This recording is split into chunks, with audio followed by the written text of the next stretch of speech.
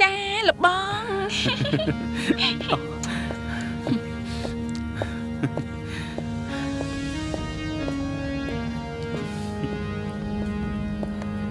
តោះឡើងទៅអូន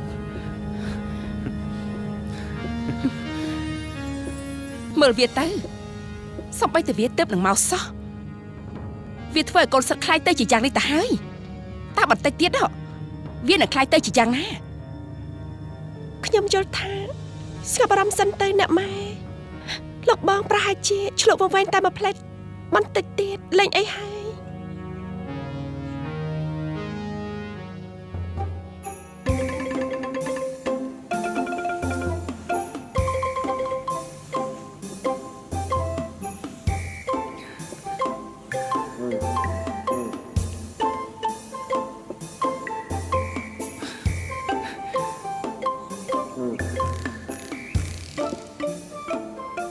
យ៉ាងម៉េចដែរបន្ទប់នេះអូនពេញចិត្តទេចាពេញចិត្តខ្លាំងណាស់លោកអុកញ៉ានាងខ្ញុំសូមអរគុណលោកអុកញ៉ាហើយដែលអាណិតមេត្តាដល់នាងខ្ញុំអូនជប់ប្រើពាក្យលោកអញ្ញានេះជាមួយបងទៅហើយលបងធម្មតាទៅបានហើយខ្ញុំមានភ័ព្វវាសនាណាស់ដែលបានលោកបងលើកដំកែងប៉ុន្តែរូបខ្ញុំមានឋានៈតូចទាបណាស់ប្រហែលជាអ្នកម៉ែមិនពេញចិត្តទេចំណែកអ្នកបងវិញគឺខ្ញុំជាអ្នកខុសពីព្រោះខ្ញុំជាអ្នកមកក្រោយគាត់ប៉ុន្តែខ្ញុំនឹងខំសម្របខ្លួនចូលស្ទឹងតាមបាត់មិនឲ្យលោកបងពិបាកចិត្តទេ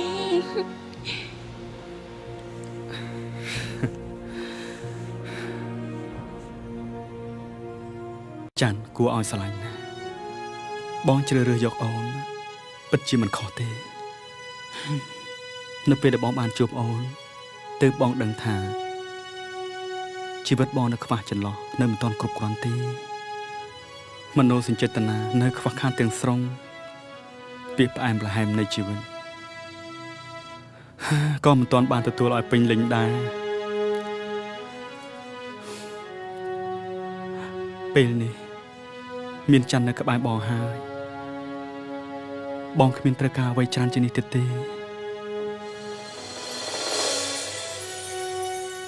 ខ្ញុំពិតជាមានសំណាងណាស់ដែលបានជួបប្រុសល្អដូចជាលោកបងអង្គុយតែអូនចាំមកផ្លែណា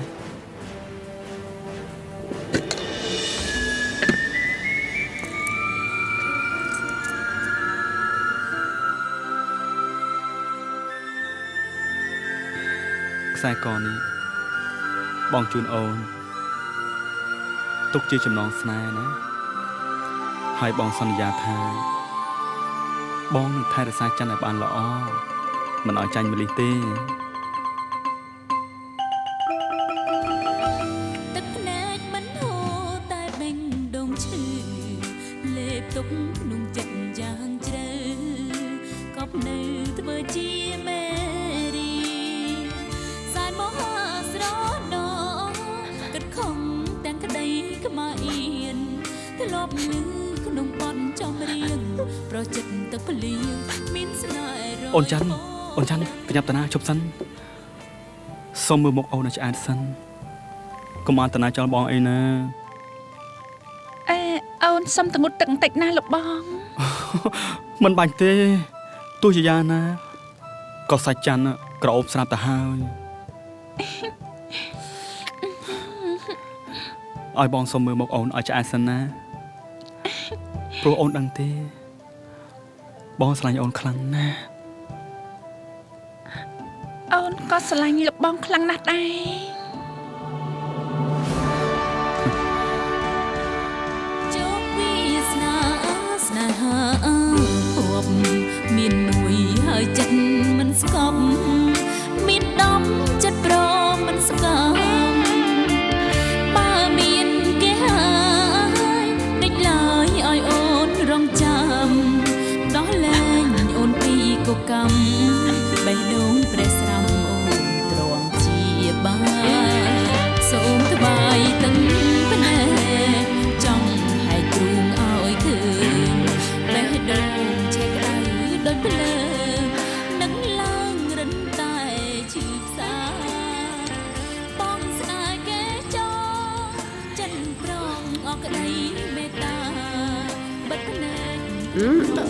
ឈ្នាងស្មាននឹងឲ្យមិនតន់ចូលទៅដេកទៀតទេ ដេកមិនលក់នឹងណាម៉ែ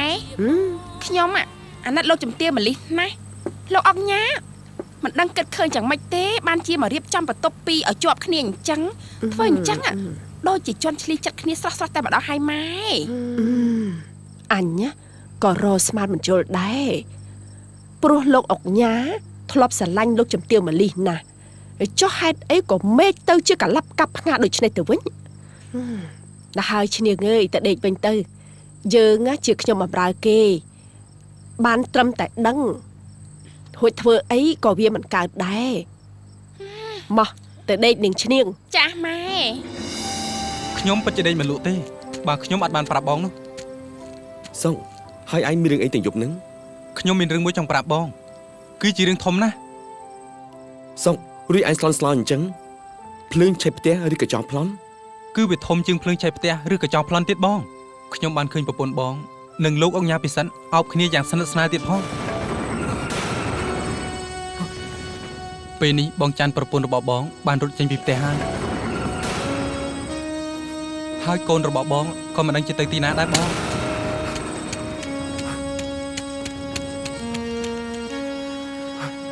ច័ន្ទសិទ្ធីកូនខ្ញុំនៅណាច័ន្ទសិទ្ធីកូនពុកកូននៅណាច័ន្ទនៅណាសិទ្ធីច័ន្ទហេតុអីបានជាអូនធ្វើបែបនេះ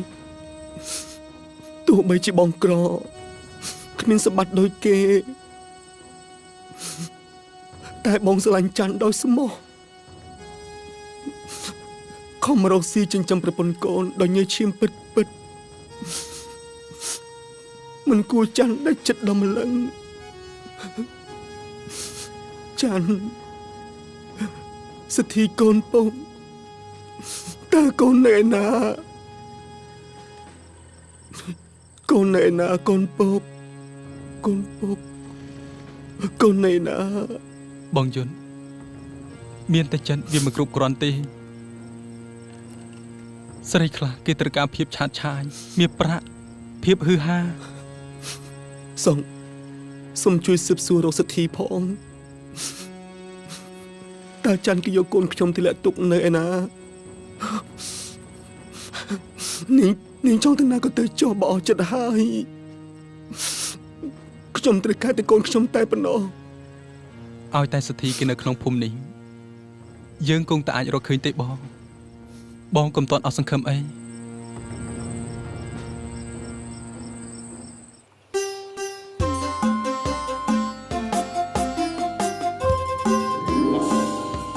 មកអញ្ចឹងឲ្យលឿនឡើង លបងកំដៅលឿនពេកស្អីគេក៏សពីសពងម្លេះកូនសិន អូគឺកូនទិញសម្រាប់តែអូនច័ន្ទម្នាក់ទេអ្នកម៉ែ យ៉ាងម៉េចមិនធ្លាប់មានប្រាក់ចាយមែនទេបានជាដល់ពេលមានក៏ហឺហាអស់ដៃតែម្ដង ច័ន្ទមិនបានទៀមទាអ្វីទេអ្នកម៉ែខ្ញុំជាអ្នកទិញឲ្យនាងព្រោះនាងក៏ជាភរិយារបស់ខ្ញុំដែរនាងត្រូវតែមានអ្វីដែលស័ក្តិសមដូចជាម្លីអញ្ចឹង ចាពិតជាបែងចែកបានស្មើល្អណាស់លោកកូនម៉ែខ្ជិលរវល់រឿងឯងទៀតហើយព្រោះពេលនេះមកវាបាំងឆ្នាំវាគ្រប់មុខឯងហើយសូមឲ្យតែបានស្មើភាពគ្នារហូតទៅ លោកបងតែមិនចេញតែមកពីហត់ពីសារផ្លែឈើទេចាំខ្ញុំរៀបចំជូន មិនអីទេព្រោះល្ងាចនេះបងត្រូវនាំច័ន្ទទៅចូលរួមជប់លៀងនៅសាលាខេត្តបន្តិចហើយក៏ចង់នាំច័ន្ទទៅច្រើនកន្លែងទៀតតើម៉ាលីសទៅជាមួយបងដែរទេ ចាអត់ទេសូមលោកបងអញ្ជើញទៅចា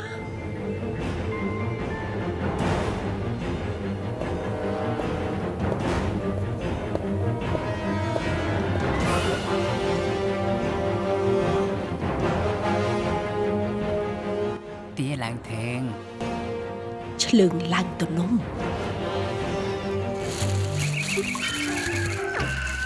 បងមានស្គាល់នាងច័ន្ទទេបង ហើយនាងច័ន្ទមួយណាទៅ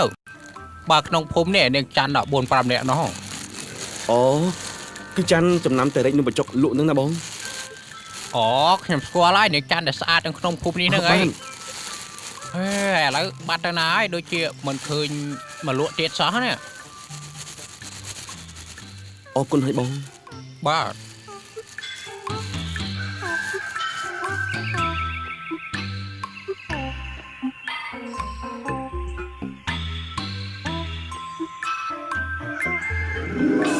បងឆាត់ឆាយ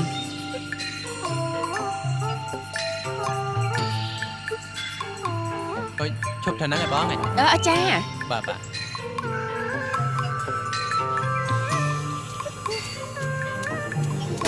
បងឆាត់ឆាយ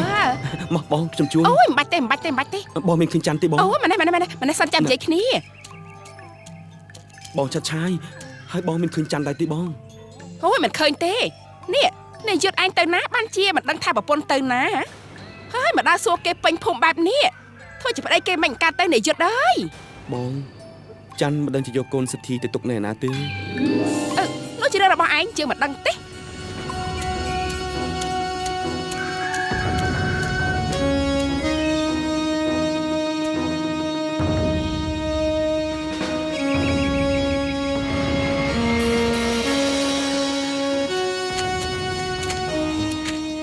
បង បានបង បងមានបានឃើញច័ន្ទទេ អូអត់បានឃើញផងបង អរគុណ បាទ